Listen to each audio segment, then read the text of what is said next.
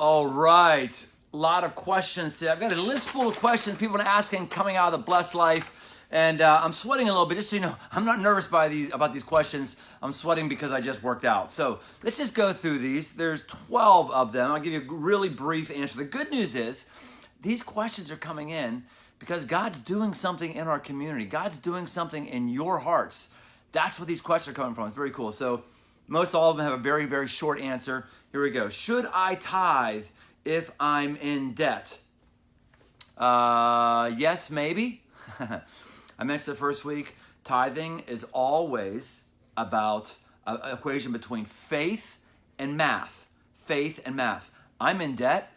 I have a mortgage payment that I'm paying. And I've had mortgage payments, and I've had car payments, and I've had credit card payments, all those together, and I chose to tithe. That was long before I came to Crossroads, and tithe, I moved into my in-laws' house. So I don't think at all the Bible supports any ideas, hey, you're exempt from tithing, or you're exempt from being generous, or being on this kind of journey if you have payments. Not true. Now, if your payments are so high, you have no way to give 10%, this is a matter of the heart. It's a matter of the heart. It's faith and math. So I would say 1%, show God that you're starting. 1%, a 1% graduated plan, a something. God has blessed us with so much. All of us have something to return to God that's already His. Faith and math, it's a matter of the heart. Number 2, why must the tithe go to the local church and not other kingdom endeavors? Other kingdom endeavors are great. We're going to talk about the offerings. We return the tithe because it's not ours. That's why Malachi says, bring the tithe. It's not give the tithe, it's bring the tithe. And offerings are above and beyond that. This person says, what if I don't agree with how my local church spends money? I don't know if your local church is Crossroads or some other church. All of us have things that we wish our church did differently or didn't do. The point of the tithe is, it's not our money. And whenever we're controlling it, we're still playing God with it. Returning it to the local church is a full surrender of it. I have a friend of mine who was part of a church that had a lot of scandals, and they actually went bankrupt, or they had to fire the pastor. It was a very awful situation. And a lot of people asked him who he was in business with, because he's a very, very wealthy guy. I said, hey, actually at that time he was giving, it wasn't all that wealthy. Maybe this is why he got wealthy. How do you feel that, all that tithe you were giving to church just got wasted? And he said, it wasn't my tithe. I don't know anything about it. It wasn't mine. It was God's tithe. It was God's problem. I returned it to that. So when we're not returning it to the local church, we're still playing God with it. And the idea of the tithe is you surrender, you bring it. It's not yours. You have no say in it. 3, why gross versus net? Well, I've said in the past, that you want to be blessed on the gross, or do you want to be blessed on the net? I will choose gross. Also, when it's gross, we're still getting something for that. Our taxes, while the government doesn't do things we like with our taxes, we're still getting something for those. We're still benefiting from that. We're paying the government a portion, and God wants it to be first. So that's what the tithe is. It is the first fruits. Chuck told that really, really well this last week. Cain and Abel. Bible's very, very clear. The reason why one was accepted, other one wasn't, is one, a portion in the matter of time, it said, and the other one brought the first fruits immediately. So the gross is the immediate, the first percent. Now again, this is a matter of the heart. It's a matter of the heart. I've said this again and again and again. God has clear standards, but this is a matter of the heart. I'm not going to get upset, jump up and down if you're not doing gross. I will get upset and be very bummed for you if your heart is not inclined to honor God. And I think these questions are really good. So start moving there. It's a matter of faith and math. You're going to have to use both of those things as you look at this important spiritual discipline. Number 4, if I can't financially make the 10% work now, debt, college, kid living off of loans, hospital bills, new business startup, but I want to work towards it, does starting the tithe 1% or 5% mean the rest of my money is cursed? Basically, is it better to not tithe at all until I can give 10%? Again, love these questions. I mean, people who God isn't working on don't ask these kind of questions.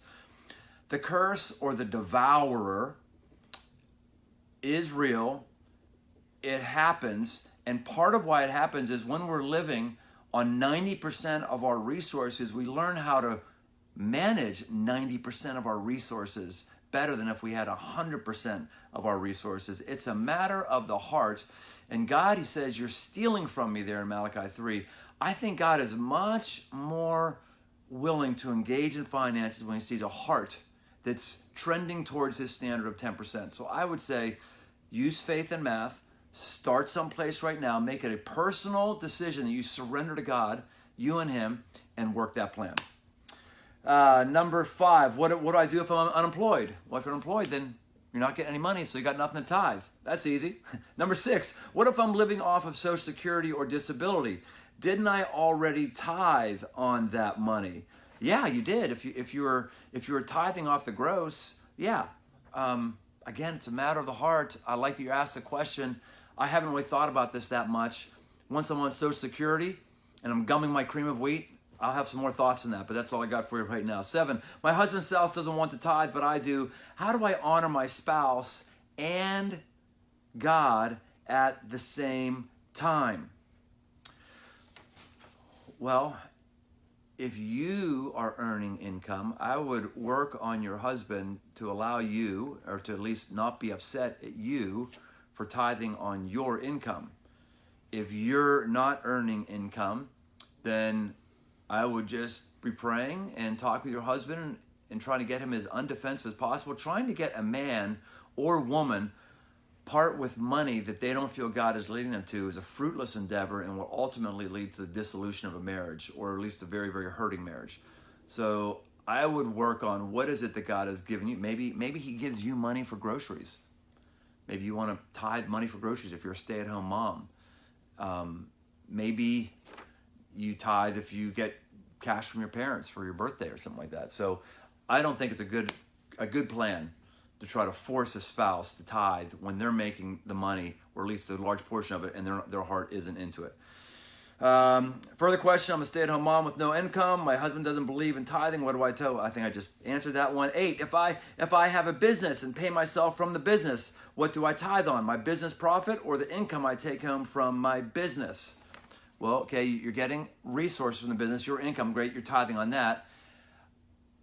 I would then say, when you take a look at all of the stuff you have in the business, when I have my little startup business of a motorcycle part, once my inventory was paid, okay, when shipping was paid, once supplies were paid, and then there was the actual profit, that will be tithed on separate to whatever my personal income was. So all the expense of the business all being handled, and then it's a matter of the increase. 9, what do blessings look like? This is good. I love this question because most of the questions have been financial in nature, and God does bless us, and financial blessings can be part of that, but man, our blessings are things like the country we get to live in, the health that we have, the friends that we have, the opportunities to vacation that we may have, the protection that God has on us. I just spoke with a person today, 2 people actually today, who had massive car accidents, hitting and spinning in the middle of I-75, one of them, the other one getting smashed into the guardrail of 75, both of them healthy, both of them totaled cars, both of them independent. They didn't crash into each other either, by the way. Both said, man, I was blessed. It was God's provision that I didn't have a scratch on me at all. It could be kids who are well behaved. That could be the blessing. It could be a car that seems to run for a long, long time with a relatively small amount of maintenance. That's a blessing. It could be just hearing the voice of God, sensing his presence, sensing his awareness. That's the most important blessing. So the blessing of God, the blessed life, is all the above things in our life. Should I tithe on gifts, like wedding gifts? I don't know. Again, I love that we're asked these questions. There's a part of this now is maybe gets a little bit legalistic. Like, okay, I got to know what and here's what I do with this kind of stuff. Rather than asking myself, what do I do with wedding gifts? What do I do with, birthday card money that I might have? What's even better to do is to be growing your income to a place, growing your giving to a place, where you're giving so far beyond the tithe, that stuff is covered. Of course, that's not the first fruits. You're not doing it in the first. But at least that helps get me out of some of the sort of machinations that many people analyze over it. I love that this question is here. I love it. I'm going to leave that between you and God. Tithe and wedding, I don't know. You decide that. Pastor said you decide. There it was. Number 11. Should I tithe when my portfolio increases or just when I take money out? Man.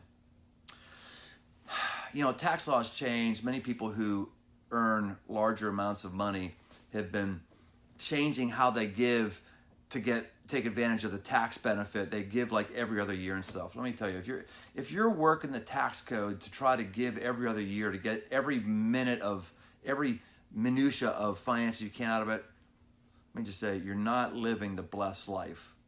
The blessed life is not every dollar, how do I get more and keep more for myself, to the point of I give every other year so I can save a few bucks.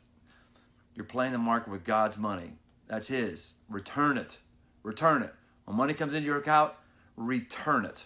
I think in the case of stocks, portfolios, I do not think you should be paying a tithe every time P&G stock goes up 5 cents or goes up 10 cents, so you give a penny.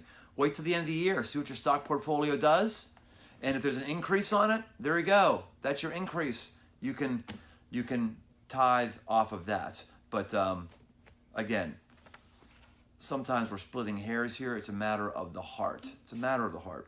And the last one, what does it mean to be a cheerful giver? Well, speaking of it's a matter of the heart, some people would say, well, I'm a cheerful giver. That means I'm going to give 0.01%. That makes me happy. I'm happy now.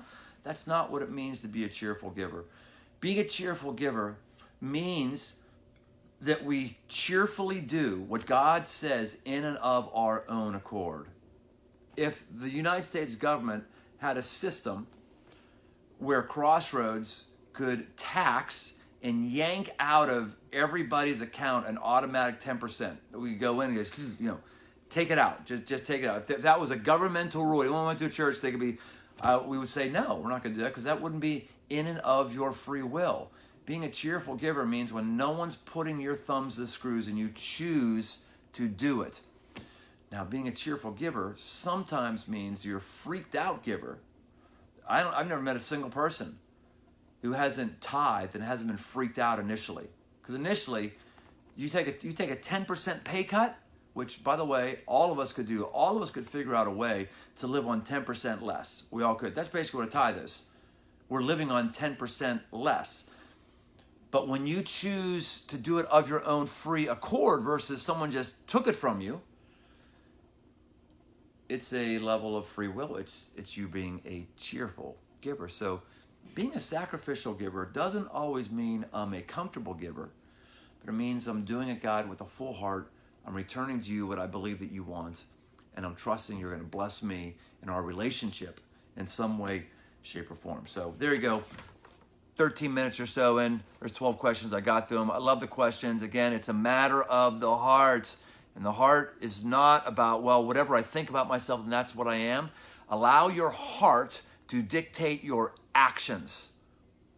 Jesus says, these people honor me with their lips, but their heart is far from me. He's actually quoting the Old Testament, the book of Isaiah, with that. So we do things that we say we're going to do, but our heart needs to be in alignment, and it's a matter of the heart. And I hope that came out with these questions. Good stuff. Great to be living the blessed life with you.